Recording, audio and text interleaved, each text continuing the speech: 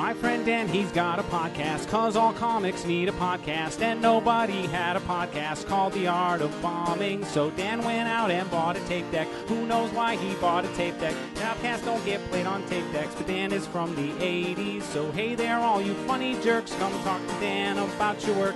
Tell him all about your worst times. It's The Art of Bombing.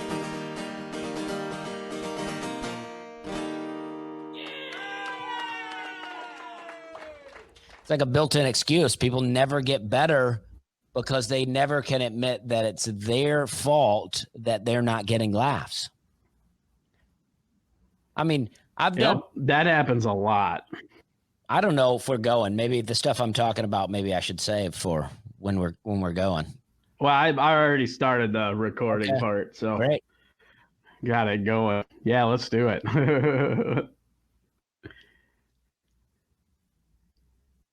We're good.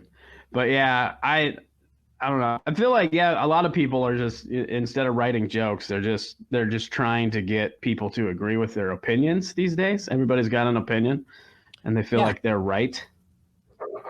Yeah, and it's like, I don't like comedy even if I agree with the opinion if it's not funny. It's like, I can, let's have a conversation out behind the club if you want. That's fine. We can sit in the green room and talk about these things.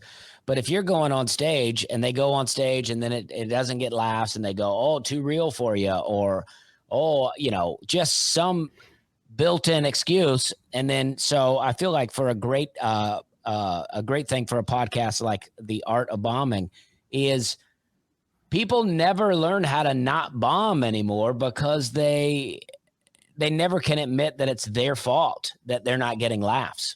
If I don't get laughs, I'm the first person I blame. Yep, that's the smart way to do it. I mean, you really have to see, what did you do, and analyze all that on your end before you start pointing fingers. Yeah, and I'm not really bombing out here. I mean, I've bombed a bit in the past, but I'm not really bombing out here now. Even I have shows where I don't do as well as others, but I figured it out to some degree how to not bomb. It's like, even when it's not going that well, I'm still getting laughs. Mm-hmm. Yeah, and I feel like that's a skill you definitely can build over time. But like you said, it has a lot to do with being able to admit when it's your fault, and a lot of people, through doing this podcast, they learned that, a lot of people have a lot of trouble actually being able to admit and being able to have self-awareness. And that's like the key to getting better at comedy. I feel like it is anyway. Oh yeah. I mean, it's like the tendency to come off stage and go, man, that audience sucks, is like, I have weekends where I'm like, I'll do a city and I'll just be like, and they're not that into me. Right. And I'm just like, I can't understand how it is that this whole play, like I've traveled all over the country and then I'll come to one place and like all weekend I just get mediocre laughs. And I'm like, what is this? But that whole weekend, I'm scrambling my set. I'm mixing it up. I'm going, all right, if it's not working this way, let's figure out a new way to do it. Let's lead off with some different jokes, try to really pull them in. But I don't just blame the audience. I mean, I've blamed an audience before. Some people will say it's never the audience's fault. Sometimes I think it's the audience's fault. I mean, sometimes I don't know how they all come together. I used to think that, but but I don't anymore. Yeah, I mean, when you travel all over the place, like I have some jokes that I've done for a long time, and I've done them for a long time and they work almost every time. Like only a few of them I can say these are guarantees. Like there'll be short jokes and I'm like, I'll throw this in if I need a laugh, and it almost always works. But you go to a show and you do that joke that almost always works, and like the whole audience doesn't like it. I'm like, how is it that everybody that doesn't like this joke came together for one show? How? Right. And it seems like it happens because, yeah, I've definitely, that's how I've kind of, as I've grown as a performer and kind of, like I said, I used to not blame the audience, but then it's like, you'll have a joke that will kill almost every time you tell it, 9 times. And then that 10th time, the whole audience just doesn't laugh. And you're like, okay, well, that cannot be me or the joke. This joke does well 90% of the time. Something's wrong on this 10th. Yeah. So, and sometimes I find the way you order things is everything, right? It's like, you may want to be like, okay, this is a really good joke, but I want to save it for later. But, everything may be bombing up until you get to that joke, so you're like, maybe put that joke almost right away. And then that way you get a laugh out of the audience. Cause I think the key is you got to connect with the audience. You got to connect, and then they like you and they're like, oh, I like this person. And then once they like you, they'll almost go anywhere with you. And, and it's like, sometimes you go out, you try to connect. It doesn't happen. It happens to me. I go out, I come out all weird. I'm like, oh, we're having a good time. And I'm waving a lot and people don't know they're like, what's going on here? We thought this was going to be Larry the Cable Guy and we don't know what this guy's doing. And then I don't connect. And then I have to rely on the jokes. And that's where having good jokes help. It's like, I know a lot of people that are really good at comedy. They're really funny people, but they don't have good jokes, right? They're just good at performing. They're good at saying it and people like them. But if they don't like you and you don't have good jokes, it's going to be a rough show. That's why absolutely. I'm trying to bring them both together. I'm trying to bring likability and good jokes. Yeah, and that's a good strategy. We think a lot alike on the building likability, and because to me, I feel like as a comedian, we're bringing an audience on a journey, and you got to build that. You got to establish that trust and get them to like you, and then they'll pretty much follow you anywhere. Yeah, and then they'll cut you some slack if the joke doesn't work that well. They'll give it to you. But if you're coming out and you're like high energy and you're real mean to the audience, it's like, you gotta, I don't know. I've seen people do that and do that well. I see people do all kinds of things that if I were telling someone how to do comedy, I would say never do that. But then I see someone do it and they crush. And I'm like, okay, what do I know? Right. Yeah. There's a lot of factors that go into comedy that you in a lot of variables that just don't always think about. I was just talking to somebody too the other day about how, once ultimately, and a lot of comedians forget that they think the odds against them, but if they're there at a comedy club to see a comedy show, they want you to be funny. They want to laugh at your jokes. That's why they paid to be there. Oh yeah. Yeah, absolutely. But sometimes I get in my head about that, especially if I go to a new city, I get in my head like, oh, this audience is not going to like me or all this, and it's like, and some clubs I don't know if you ever done the Star Dome in Birmingham. I like that club, Birmingham, Alabama. No, I've heard a lot about it, but yeah, I like that club. But oftentimes it does feel like the audience is like almost daring you to make them laugh. They're like, you better make me laugh. Yeah. And whereas other people come in and they're like, oh, I'm excited to be here. This is going to be fun. Yeah, that's funny. I cry like that. It's like, sometimes you wonder, why are you even going to a comedy club if you don't really want to laugh, because there's definitely, and usually it's just one or two people in the audience, but sometimes I suppose different areas, that's how people are with the, like you said, trying to test you, make me laugh, the challenge, if you will. Oh yeah.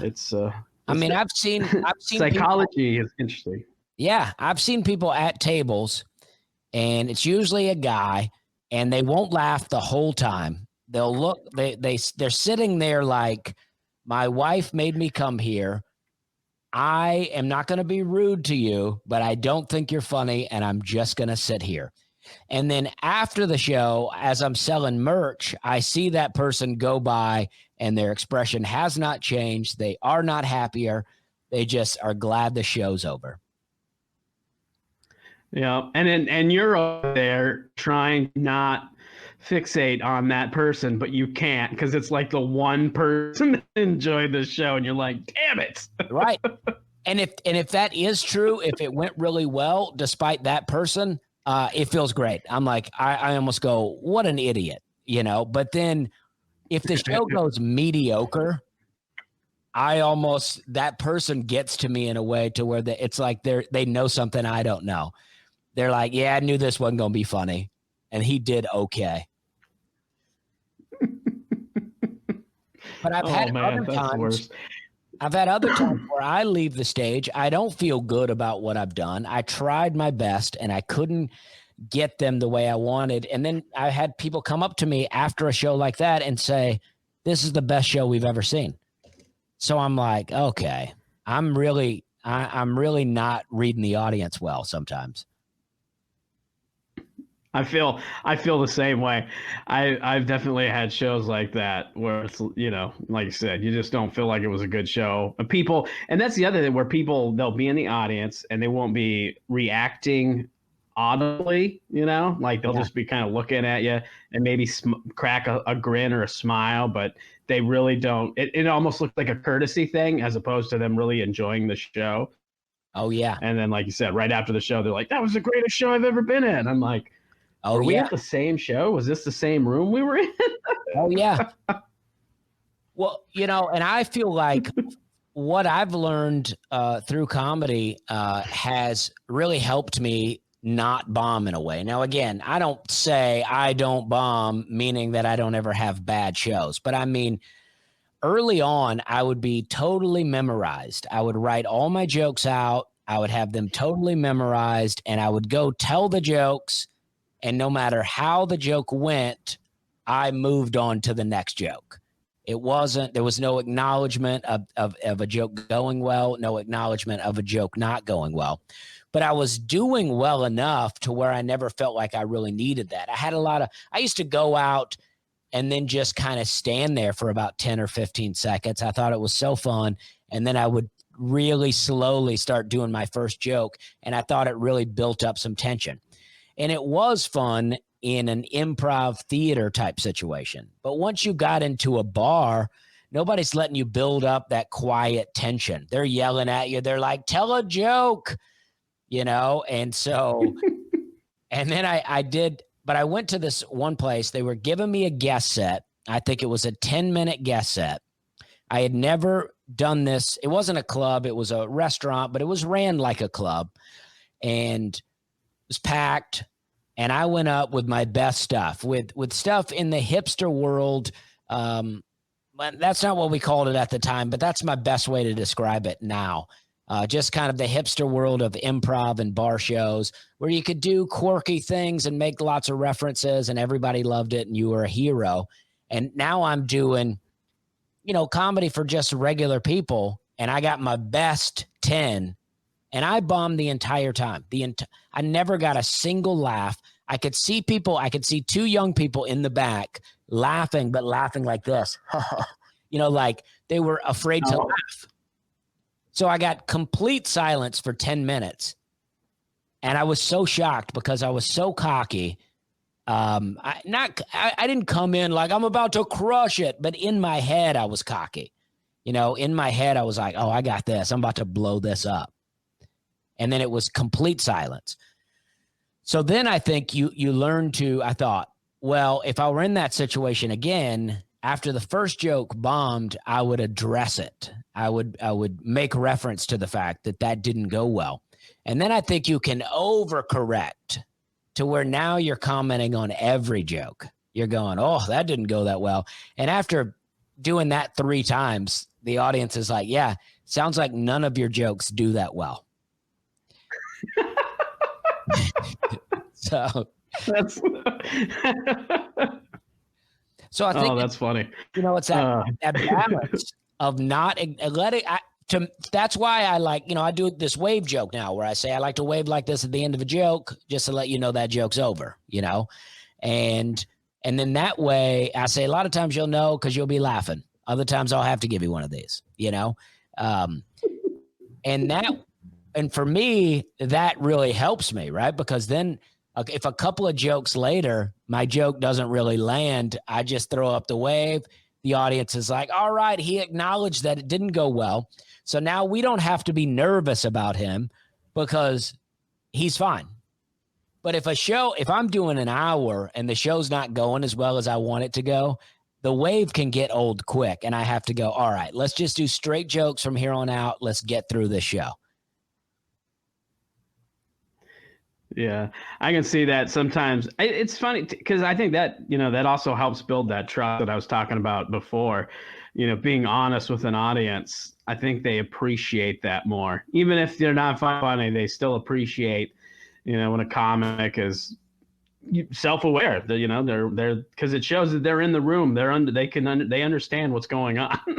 Oh yeah, I've definitely been there. I enjoy also trying to call out that a joke didn't work, but blaming myself for it, right? Like where I'm like, yeah, that joke didn't go that well. And that's on me, guys. It's not, you're an honest crowd. I appreciate you not laughing at an unfunny joke. I got to do better. And then that stuff, it's like you're acknowledging it. You're not sounding pitiful and you're not blaming the audience. Yeah, and I think that's the real key there, not blaming the audience. Yeah. Because all you're going to do at that point is if you have a joke that bombs and then you immediately blame the audience, you're going to lose your audience. Oh, yeah. No matter how hard you try to bring them back or you dig yourself out of the hole, they're not going to want to come at that point. Yeah. I mean, and it's like my buddy has a joke where he talks a little bit about cars and he says something, and I don't know if in the beginning he expected a laugh there, but I feel like it never really gets the laugh. So he says, what do you all work at Jiffy Lube? And that gets a great laugh. And it's like that to me, that's a good way to point out that the joke did, but now that has become the joke. Now I don't know if he wanted a laugh in the beginning, but he definitely doesn't want it now. Now he wants to say, what do you all work at Jiffy Lube? Because now that's the joke. So I feel like, blaming yourself or making a situational comedy. Like I have a video that I posted. It's just like a short video. And I was in this, I always say, I got this hat at Goodwill because the original hat I did get at Goodwill. This is my own hat. But I always will say I got this hat at Goodwill and then I'll begin to talk about the hat. But I wear a Napa Auto Parts hat a lot of times. And I was doing a corporate gig, and the guy who hired me said, oh, we used to have a guy named Ken Larson that worked at Napa Auto Parts. He said, you should mention Ken during the show. So I thought, okay, this will be good. About midway, I was like, I got this hat at Goodwill. No, I'm just kidding. Ken Larson gave me this hat. And no one laughs. So then I make fun of myself about how I thought I would be so smart and bring in some local references, but now no one gets it. And that actually became funnier than whatever I was going to try to do. Because it was such an authentic kind of miss. Yeah, that's great. And I think that, okay. Yeah, I think we just have a bit of a delay. So sometimes I'm waiting for you. And then I think, oh, you're not going to say anything. So I start again. You're good. Boom. Well, and it's like I'm doing all kinds of gigs, right? So I'm always trying to find. I mean, I used to do anything that I could do: a bar show, a coffee shop. I used to go to a poetry open mic in downtown Charleston, South Carolina, where I lived for a long time. I would do try to open for my buddies' bands. Just, small 10, 15 people in a room. I think I did a comic book store in Minneapolis one time. That was actually a really great show. And I don't know if you've done that. You said St. Paul. I think that St. Paul, Minneapolis is kind of like the same area. I don't know. Yeah, the Twin Cities is what it's kind of what it's referred to. So yeah, same area. I don't know that there's a show anymore at the comic book shop, but I know a buddy of mine's been trying to get one going. Yeah, it was a lot of fun. It was a good show, but I would do any kind of show just because I wanted the stage time. And now, now that I got an agent, right, I do a lot of clubs, and then I'll do corporate events where I went to Devil's Lake, North Dakota. So I had to fly in and then drive another hour to the gig. And then it was a really fun gig. And then I did something in Arizona recently where I was on a rooftop, which seems like a nightmare for comedy. And then I did another corporate event in Arizona for about, just kind of 50 grown men. And it's like, these are all like, could be very easy bombs. Like it would be very easy to bomb in these rooms, but it's like trying to build up the versatility to just get in there and recognize what the room is and recognizing how to do jokes. And then I do the Grand Ole Opry, which will be a lot of older people. And then I also do some colleges. Now, luckily, the colleges that hire me are always like the country colleges. Like I've done Utah, Missouri, Kansas, so the countryer places bring me in. And I don't mean, like BYU and Kansas State. I mean like smaller colleges. And I just, the last college I did, I said, hey, guys, I do a lot of clubs. I do comedy for a lot of old people. So if you don't get these jokes, just remember your parents will love them. Right. So I just think that little bit of acknowledgement said to the audience, all right, this guy gets it. And then I did one joke and I didn't get as much of a laugh as I'm used to. And I said, well, your dad would love that joke. And then that got a great laugh. So I'm just trying to figure out how to not bomb all the time.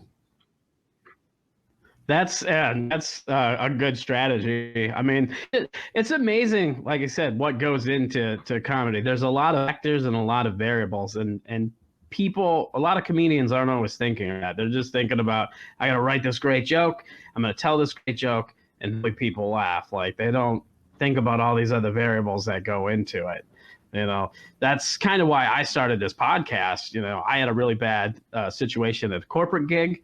I bombed really bad, and then after that I was like, I should quit comedy, and was standing on the ledge, all the typical stuff. And then I was like, no, I want to learn more about it. And so I started this to start analyzing it, because I feel like you can learn a lot from that side of comedy, because it helps you be more self-aware, and then you can always repeat all the good things that you do in comedy. As far as, if something works, you can keep repeating that, but over time you're just going to become stagnant and stale.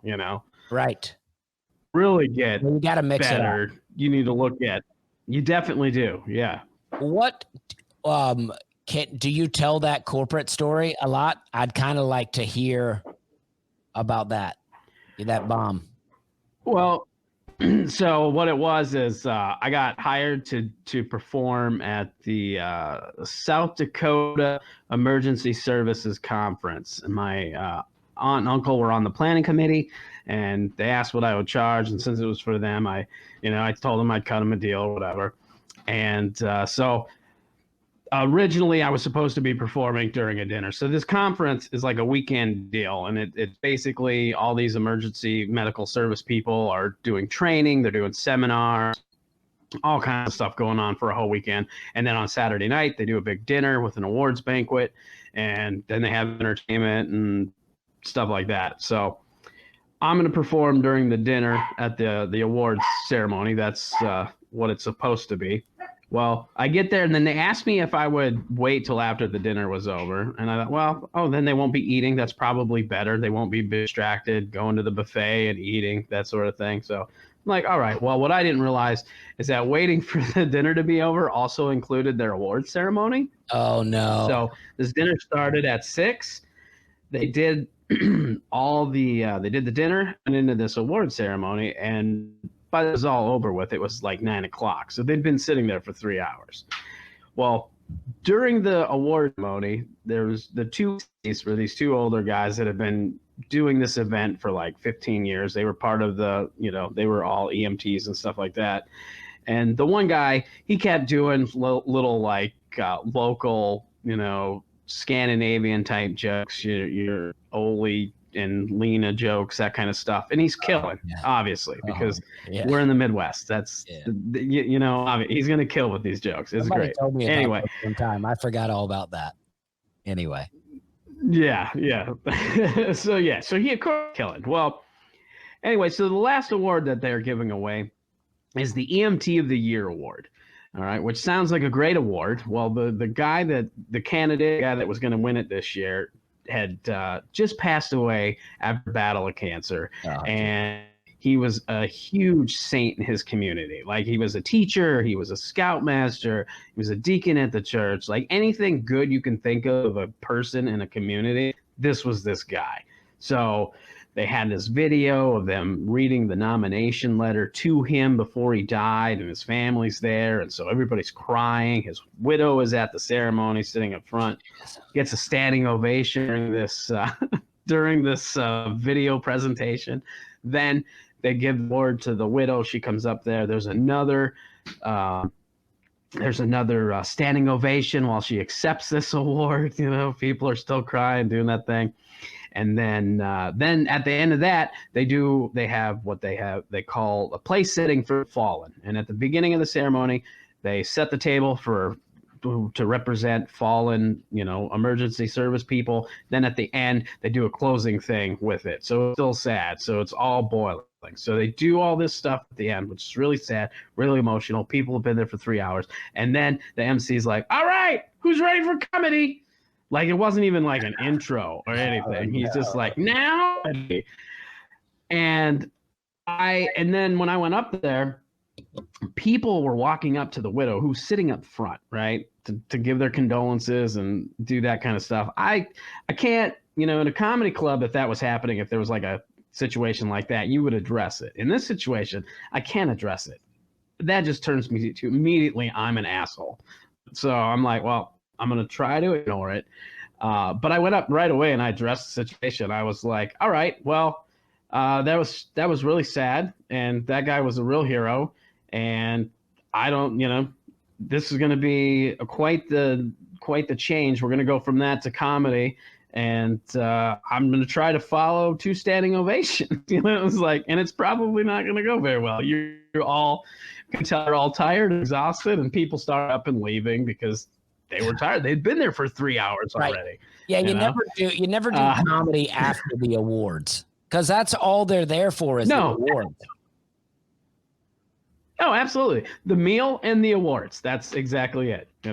When they asked me if I would wait till after the dinner, I thought that meant like after they ate. Like they would serve the food, people would sit down eating, and as they finished up, I would come do comedy. Then they would do their award ceremony.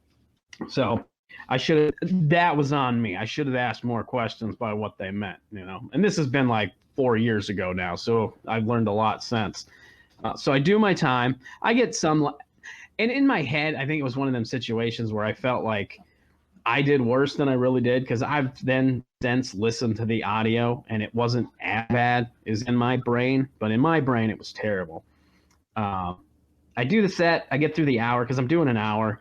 I made a couple, I ended up doing a little bit of like improv type stuff too, because like a joke didn't go well, and I'm like, well, geez, or I slipped up on some words, and I was like, oh man, am I having a stroke? I don't know what's going on. And then I was like, oh, if I have a stroke, at least I'm in the safest place because the whole state's EMTs are right in this room. And then I go, but as bad as I'm doing, you guys might just let me die, so maybe not safe. And of course, that got a really good laugh. Oh yeah. Yeah, see, that stuff is great. I mean, I think, just based on, and I think that, each time you do something like that, you learn and you go, all right, next time I know what to tell them. Next time I want to make sure that I go before the awards, or you end up getting a manager that knows all those things in advance. I mean, because before I got the manager that I had, I mean, I was getting gigs like that, and they were all going like that.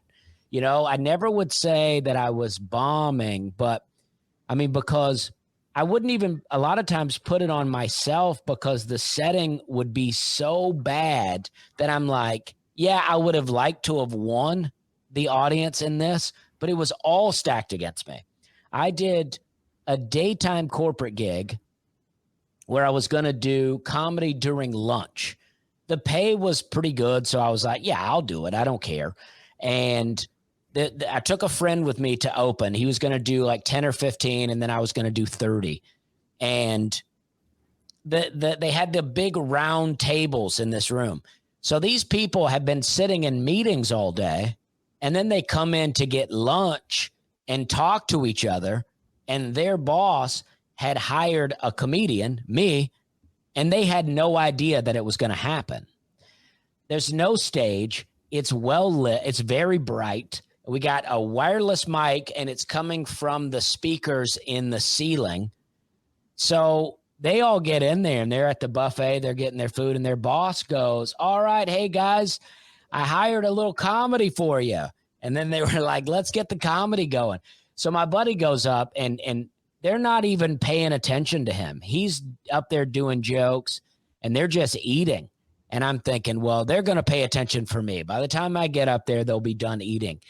And I was up there for about 10 minutes. A few people turned around. I got a few people's attention, but I was probably at about 20 minutes. I had 10 to go, and people started getting up and just leaving the room to go back to their meetings. I was like, I was so okay with it that I was like, no, I'm doing my time.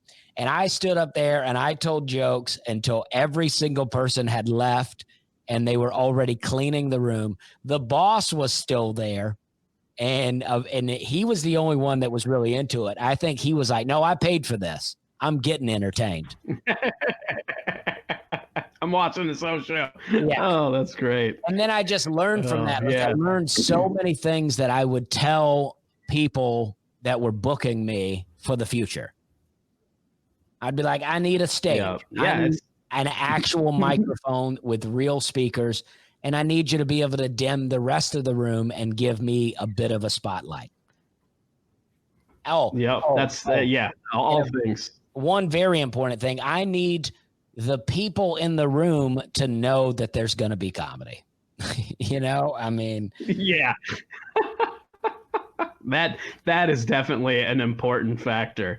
Yeah. Cause it's amazing how many times corporate situation, you know, it's one thing to show up to a bar and have hijack comedy at a bar where nobody's expecting it. But when you're doing a corporate, you assume that people know, and then you get there and you're surprised to find out, no, they had no idea there was comedy. This is like a surprise to them. And now they're like, well, I just want to sit here and eat. Yeah.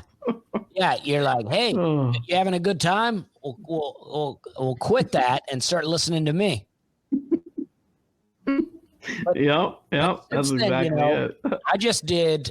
I did a gig on a rooftop, and it was for a paving company. So it was all dudes, all grown men that pave roads, and they were from different companies. I'm not exactly sure how it all worked, but I didn't know it was on the roof. So I was pretty pumped about the show, and I got out of my hotel. The show was in the same hotel that I was in. It was a nice hotel, a nice part of Arizona. And I was like, all right, this is going to be great. And I got in the elevator and went up to the floor. And when it opened, I saw that I was going to be doing comedy on a rooftop. I took a look at the stage. I took a look at the people. I was there about 20 minutes early. I thought there'd be a green room. I'd hang out, get in the right mindset. No green room. So I just got in the elevator, went back down, sat in my room for about 20 minutes, really dreading the show. I was like, oh no, this is going to be, I just was preparing myself to bomb for an hour. And then I went out there and it was great. I had a great time because I don't know, I guess I had just dropped all hope that this would be a good show. And I just got loose and started having fun. And it was awesome. I ended up staying and helping them do their award show. Oh, that's great. Yeah, I feel like that happens. Sometimes the shows that you dread the most, that everything just looks like it's going to make it a bad show, and then it ends up being some of the better shows. And then you'll have these shows that you're like, oh, this show's going to be amazing. There's tons of people. There's everything's right, and then for whatever reason, it's the opposite. It's amazing how that could happen. Yeah, sometimes the early show on Saturday, which is supposed to be the best one, is my least favorite show. It would be the most packed.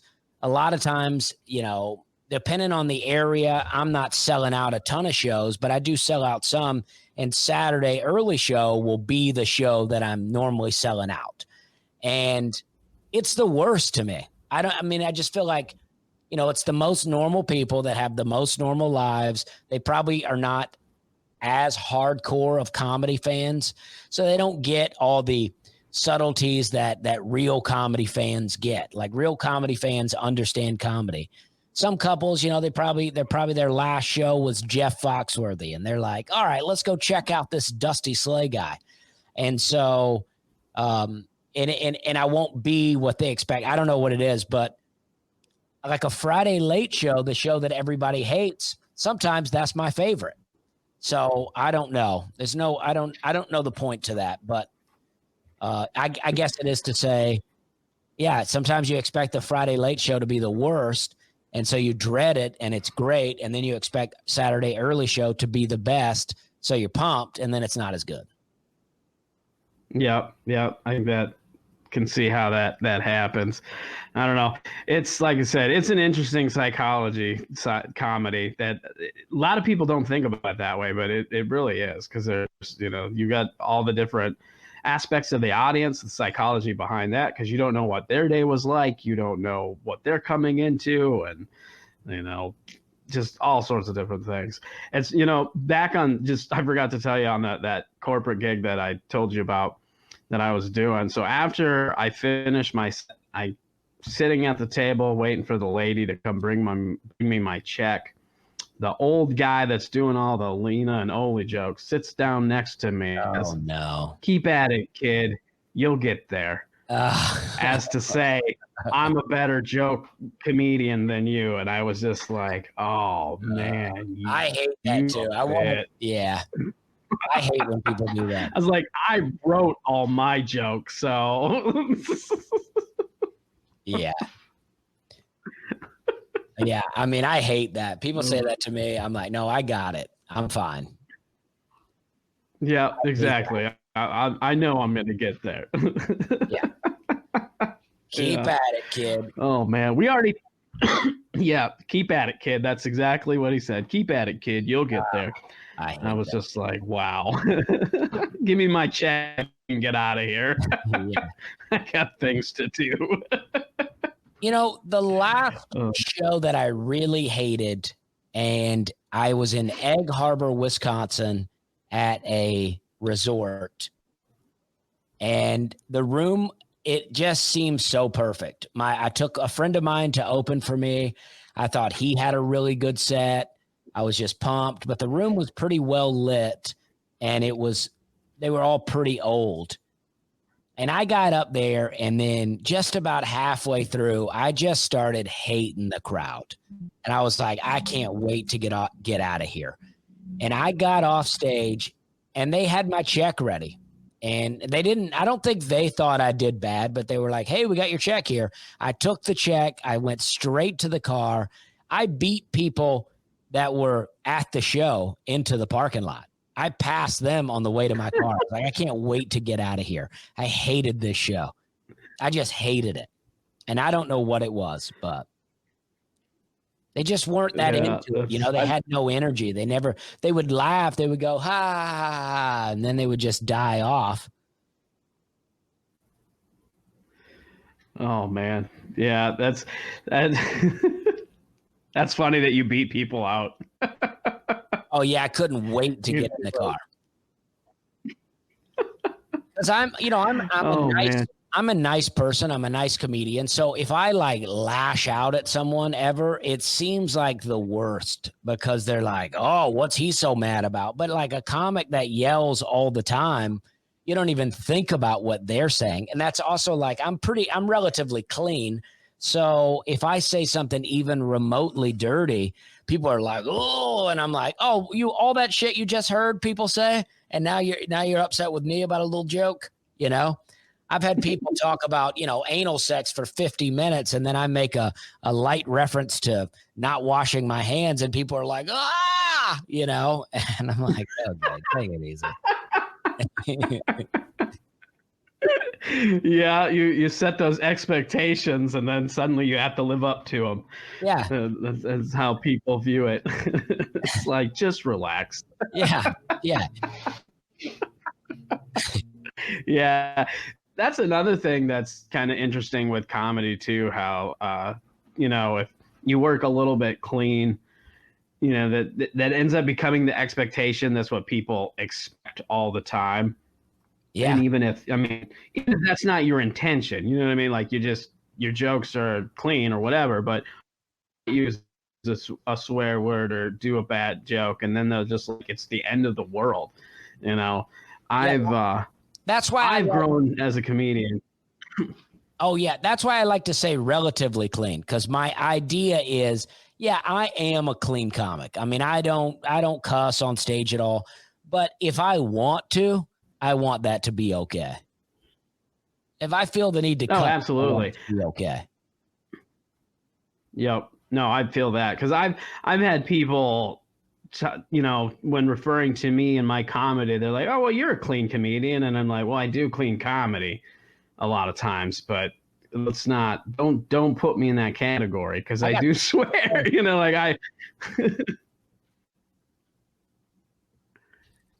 You cut out. What was that? I said, because I got something to say sometimes, I got stuff to say. Oh. You know what I mean? So it's like, don't exactly. put me in that box. Don't put me in a box of where I can't now have freedom to say things. So. Yep. Oh, absolutely. Start wrapping up. I got some standard stuff. I mean, we already talked about kind of analyze sets and trying to takeaways from bad sets. I've been asking some new stuff here too. What's your writing process like? I know you popped in on one of my reneweds, and you were just like killing it with the tags and stuff when Larry and I were doing that one day. Oh yeah, that was fun. I mean, for me, that's what I like. I like to write kind of at an open mic. I haven't really found the open mic community in Nashville that I used to have when I lived in Charleston. And part of that's because I'm just not around as much as I was there. But I used to love to go and I would watch my friends on stage, and then I would hear them tell a joke, and then I would go, hey, what if you said it like this or like this? And then I would go on stage, and then they would do the same thing for me. And that's what I always liked. I always think it's the best way to write a joke is if you can hear someone else say it, or you even say it out loud yourself, and then see how the audience reacts to it. And then you think, oh, if you maybe change this little something. So for me, writing on my own, I try to just think of an idea. I write down somewhat of what I want it to be. I try to not write it out completely, because I feel like if I write it out completely, then if that doesn't work, now I'm trapped in that wording. I find it hard to break away from that wording, even though that wording is not working, if that makes sense. Mm-hmm. Yeah.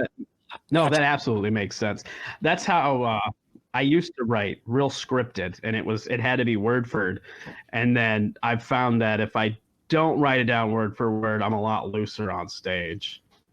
Yeah. And I feel like there's advantages to starting out in a real scripted way, because it keeps you tight. Even when you start to get looser, I feel like you're still more tight than you would be if you just went out free for all in it.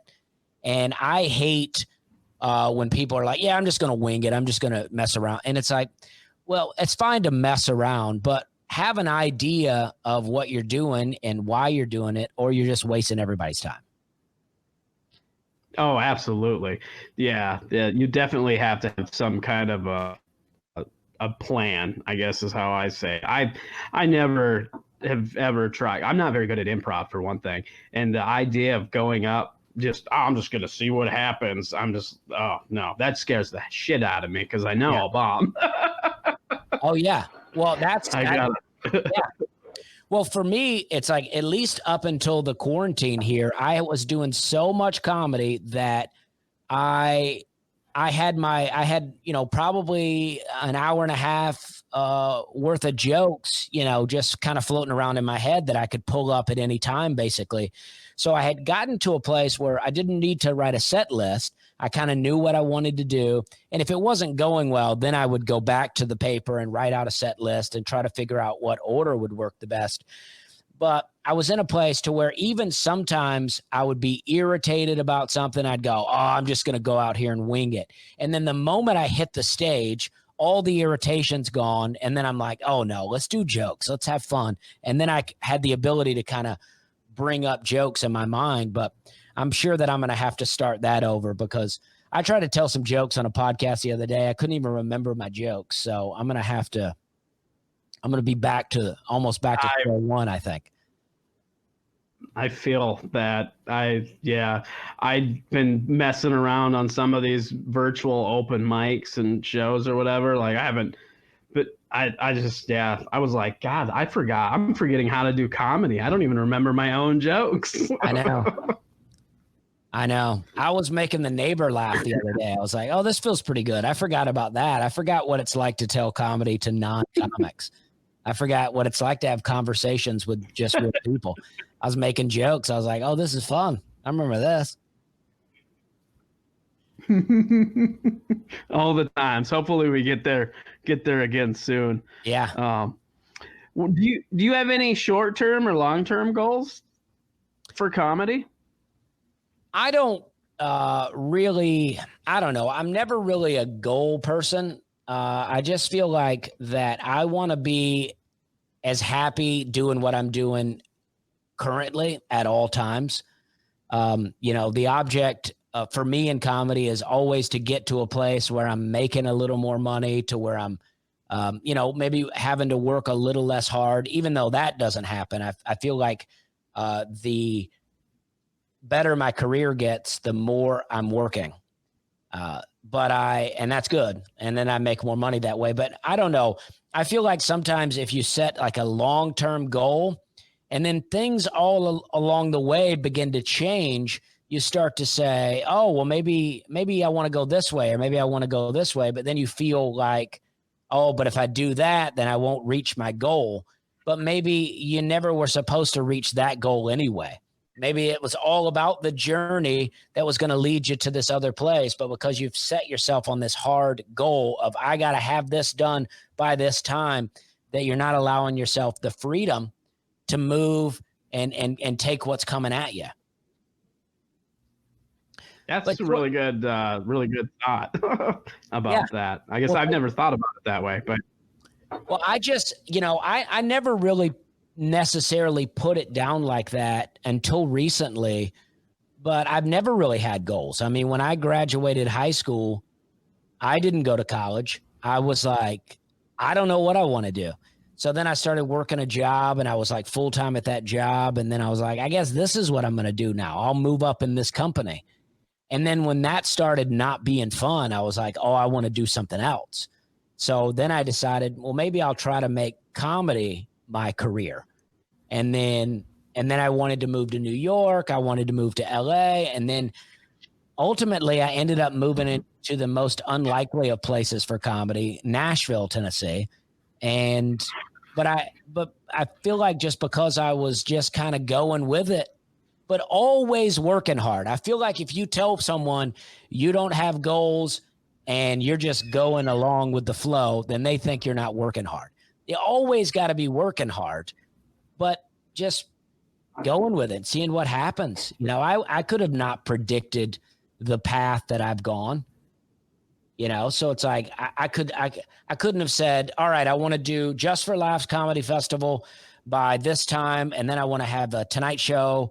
And then I want to do another Tonight Show. I would have never predicted that, but it happened. And now it took me on a path that I wouldn't even have thought about.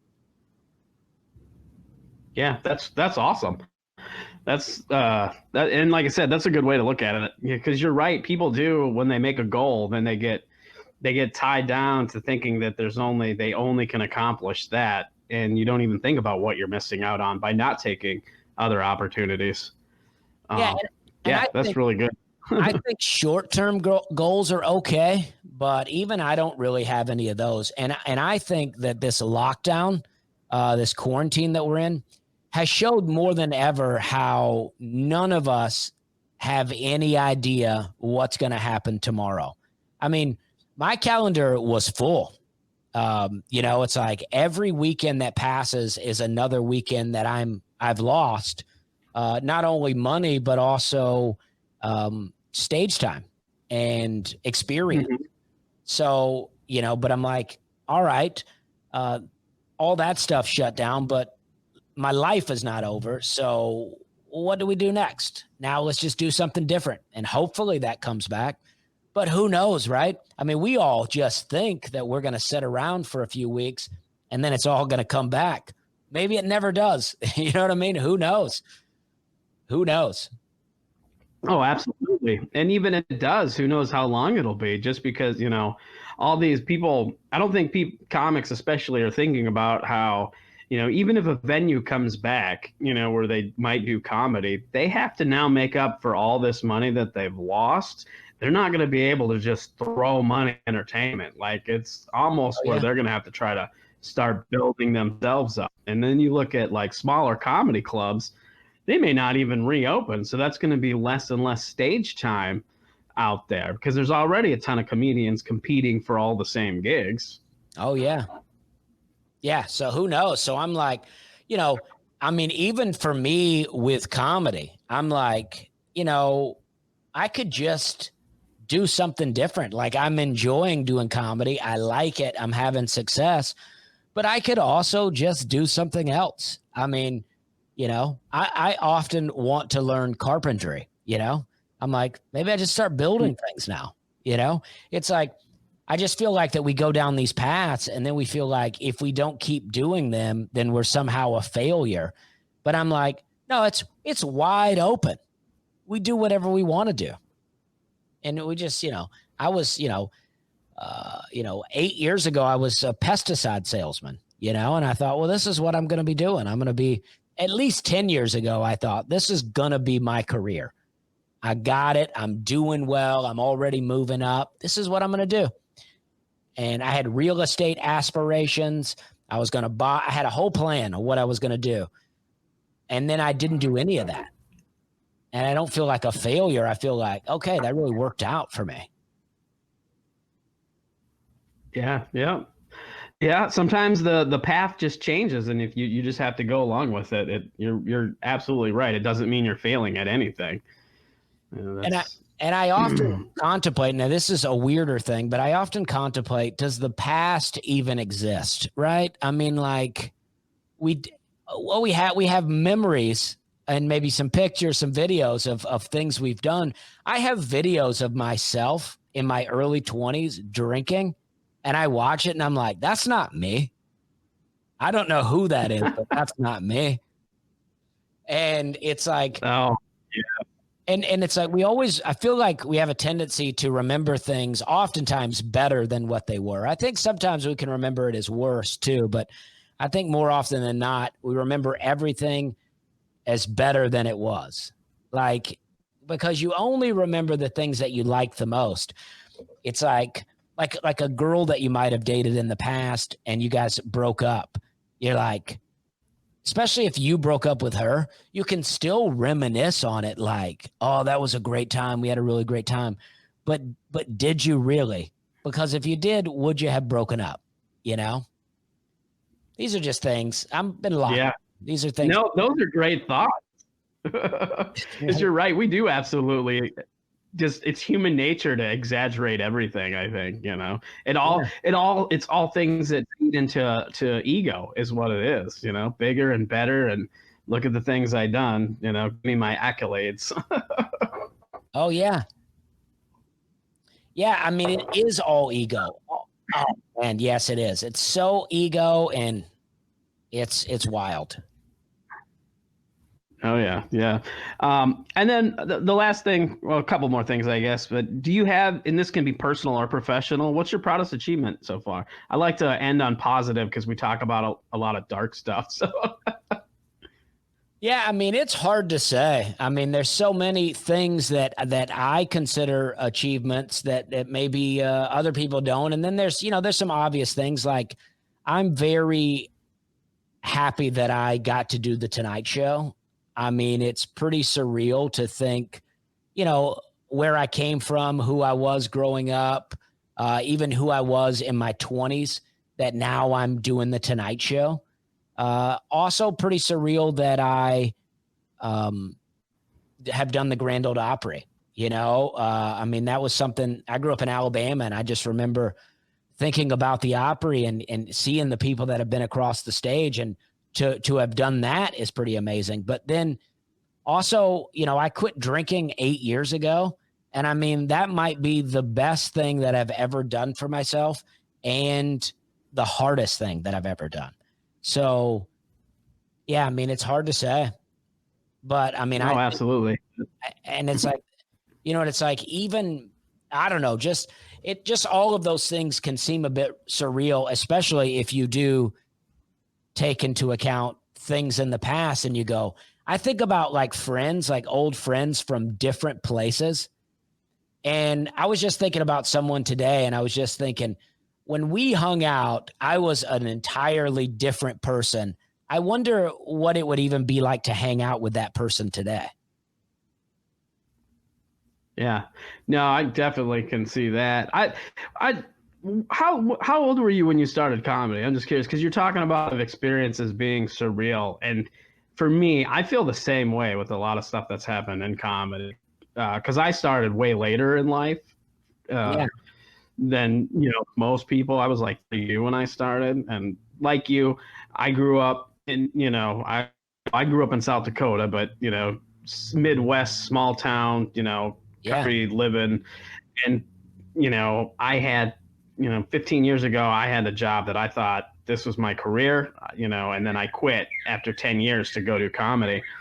And so many moments where I'm just like, wow, I cannot believe this is my life at all. Oh, yeah. I mean, yeah, I mean, even that, you're absolutely right. I mean, even becoming a comic. I mean, I remember, I mean, I was single when I started. I had quit drinking, but I was single when I went full time in comedy. And I think around 32 when I went full time. And I remember I was talking to a girl at a party, and she asked me what I did for a living. And it was the first time that I actually was like, oh, I do comedy for a living. I'm a comedian. And that was the first time that I ever got to say that. And I just thought, wow, that sounds so cool to say that's what I do. Even though I was, not terribly successful. I was living in an attic apartment that cost $250 and was really making no money in comedy. It was still very fun to say. Yeah. Yeah. I still, when people ask me what I do, I have a hard time being like, yeah, I do comedy. It's very surreal. But Like I said, growing up where I did, especially. I mean, before I did comedy, I was married for a long time. I had a whole, just like I said, I was a whole nother person, whole nother life altogether. right. Yeah, I mean it's unbelievable. I mean, and to answer your question, I think I was 26 when I started comedy. No, maybe 25. I don't know. It was around 2008 when I officially like started doing comedy, but I lived in Charleston. There was no club. So I didn't do a club, my first club, until probably 2013. So I had been doing Oh, comedy wow. for 5 years before I ever did a comedy club. And then in 2014, midway through, I went full time as a comic. So I just got myself the most prepared I could, the lowest amount of bills monthly, and just, said, all right, we're doing it. Let's do it. All in. Yeah. I feel like with comedy too, that's, you either got to go all in or not. I mean, it's definitely a risk. Like even with me, I have like a part-time job that I do in addition to comedy. It's funny because 2020 was going to be the year I thought I was going to transition to comedy full time, and well, we can't predict the future, can we? We cannot. We cannot, and but who knows? Too. It's like maybe it wasn't your time to go full time. I mean, maybe there is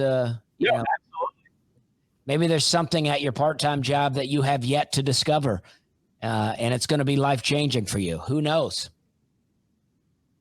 Well, probably not, because they laid me off for the virus. All right. Well, but also, hey, you never know. You never know. Maybe you're right. Absolutely. Maybe the layoff will lead to a new joke for you. Oh yeah, exactly. I've actually found that I've actually been doing way more writing than I did before, as far as like more routine, So Yeah. it's this quarantine has definitely inspired me to do something, which is good to stay productive, stay busy, and keep the mind going. Yeah, I mean, you have to. I mean, it's like I've found myself, sitting around doing nothing for days on end. And I'm like, all right, you know what? I need to start doing some of these podcasts. And because for a while, people would ask me to do them. And I would be on the road so much. And I would only have a couple of days at home. And then I was just nonstop talking to where I was like, you know what? I don't want to do podcasts just because I don't want to talk. But now I'm like, all right. Now I want to talk. Now I want to talk about comedy. I want to tell some jokes, Yeah, no, that absolutely makes sense. I feel like that happens with a lot of comics that are really busy all the time. I can see how not wanting to do podcasts on your day off, essentially, because on your day off, it's like any other job. When you have a day off, you don't want to be working. You want to just sit around and relax. Exactly. Yeah. I mean, I still don't know if I've taken off enough time to want to watch live comedy, but I definitely want to do it.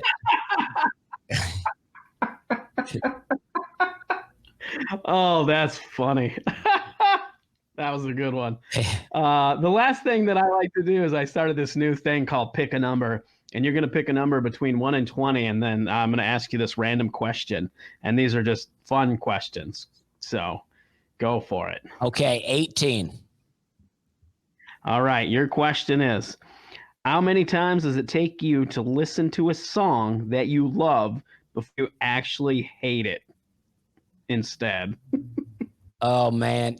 That's interesting. It depends. I don't know that I ever truly hate it, but you know what? I can listen to a song until I don't want to listen to it anymore. Like, I sometimes will do that with an album, but I mean, it's a lot. It's a lot. If I love a song, I can listen to it nonstop and I can burn it up. I mean, let's say 20 times. All right, that seems like a good answer. Yeah, I'm kind of the same way. Like if I really like a song, I don't know, I just never stop liking it. But then I'm not one that I'm going to listen to the same song over and over and over again to force myself to hate it. But I can variety. I feel like I can listen to something so much though when that if it then comes on, I'm like, oh, okay, now I'm good on that. I've heard that quite a bit. Like I don't know if you ever heard the song by the Bellamy Brothers, "Old Hippie." It's really great. And I listened to it and I was like, the first time I listened to it, I think I was the age that the guy references in the song. That's how old he is. And I was like, oh man. And then the first verse I totally related to. I was like, this is unbelievable.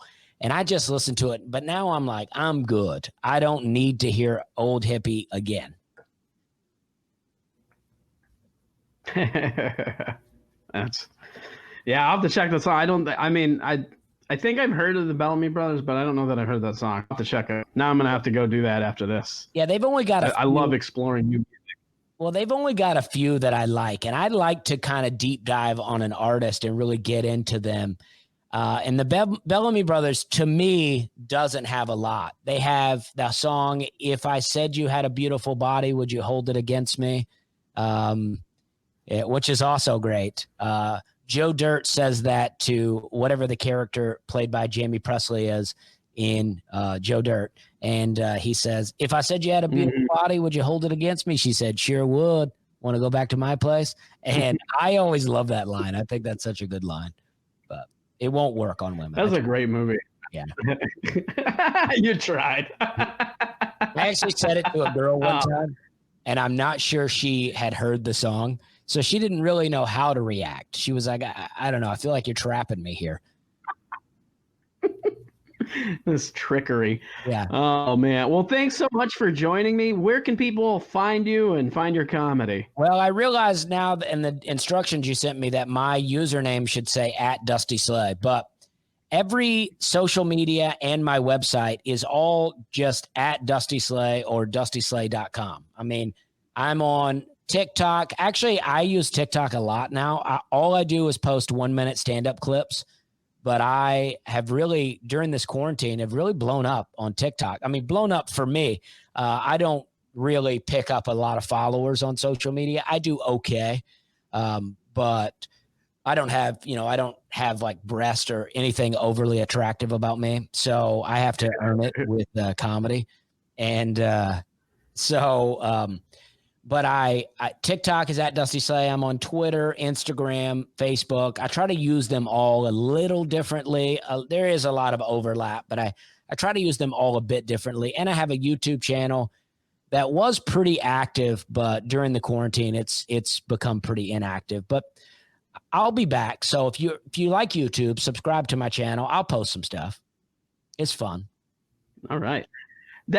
So is it for, I gotta ask a question about TikTok because I have not downloaded it yet. I've actually been making jokes about how I'm still doing good in this quarantine because I haven't got bored enough to download TikTok. Oh, I get it. But I'm seeing that a lot with comedians now doing. Is that what you instead of doing silly dances and whatever, TikTok's about posting stand up? Does that? Yeah. Have you been getting like views and stuff?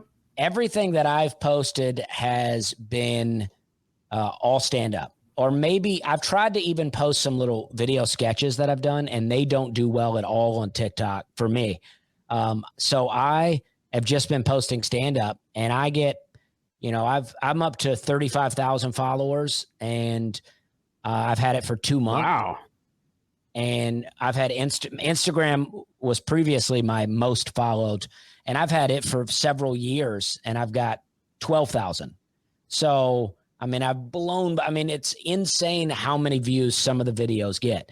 Now, I've encouraged some of my friends to sign up, and they've gotten even more views than me. And then I've encouraged some other guys, and they've not gotten very many. But I think it's all about the editing of the video. I mean, you need if I see a share screen option on here, do you think it would let me share something? If you have a second screen, because what I can do is I can bring up, well, without the screen there. Oh, wait. Oh, I mean, yeah, if you can share your screen right now and it'll show up. Let's see. So if you click share screen. Do you see that little video right there? Okay. I'll actually bring this up. See, there we go. Oh, this is awesome. Yeah. So this is only 24 seconds, and this may not be the best one, but it's just one that I did the other day, and I'll show you the kind of editing that I'm doing. First, for TikTok, you need this narrow thing. You need it to be dimensioned like that. It doesn't have to be like that, but it's what gets the best results. And then I do, this is how I do my subtitles. Yeah. Words you got to be careful using, like obituary is one of those words. The other day I was on the street and I said that, and this lady was like, "What'd you call me?" I was like, "You ain't nothing but an obituary." I mean, that's a fun joke. That is. I could just throw that in there. Obituary. It's got a lot of heat on it. So, yeah, I mean, so that's what I'm doing. And it's just like videos like that, anywhere from 20 seconds to a minute. And I just try to make the subtitles, really pop so that it catches people's eye. And but I'm having fun doing it. I mean, I'm pulling out old jokes that I don't do anymore at all and just posting them on TikTok. So if you got an abundance of interesting, quality, I might have to check it out. yeah, if you got an abundance of quality video and audio, it looks really good. Luckily, I had done a 50-minute video just for this kind of stuff. I just wanted some jokes to share online. So that's what I did. Mm-hmm. Oh, that's awesome. Yeah, that's cool. I guess there's more of a use for TikTok than I thought. So you schooled me today. There is, but there's also a lot of twerking and a lot of tits on there. And so you got to be careful. You'll get caught in a wormhole in that. I could see that. All right. Well, thank you so much, Dusty. Yeah, thank you. The Art of Bombing is a Blitz Entertainment production. Hosted and produced by Dan Bublitz Jr., The Art of Bombing intro music was written and performed by John Holt. All other music used in this podcast was under the Creative Commons license. If you would like to help The Art of Bombing, you can do so by subscribing, rating, and reviewing our show on whatever podcast application you use to listen to The Art of Bombing. For previous episodes, blogs, and more, visit artofbombingpod.com. Have a great week. And remember, stay safe so you can live to love.